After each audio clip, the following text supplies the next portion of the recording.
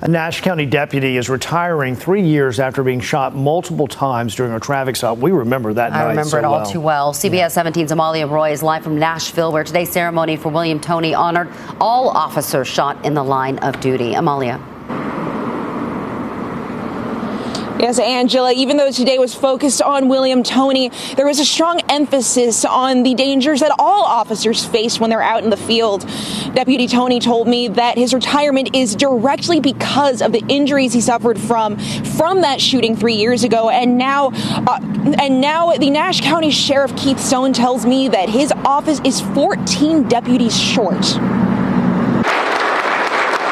Sheriff Keith Stone is awarding Deputy William Toney with Nash County's Purple Heart Award. It's part of Toney's retirement ceremony. Oh, wow. That was exciting to get that, to receive that today. That's quite an honor to have something like that. Toney says it wasn't an easy decision to officially leave the force after more than a decade of working in law enforcement. He's been out of the field for 3 years after he was shot 4 times on a traffic stop along I-95. God has a plan for each one of us.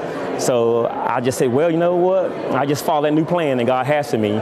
Toney says he will fulfill that plan as the commissioner for the town of Spring Hope. Now, Sheriff Stone needs to fill a 14 deputy staff shortage. That puts my law enforcement officers in this county 543 square miles working by themselves a lot of times. Sheriff Stone tells me officer safety is always on the mind, especially after the shooting in Charlotte that killed 4 officers. What keeps me up at night is what training could I provide my deputies so that they do not end up at a funeral and their loved ones looking at me saying, what could you have done different?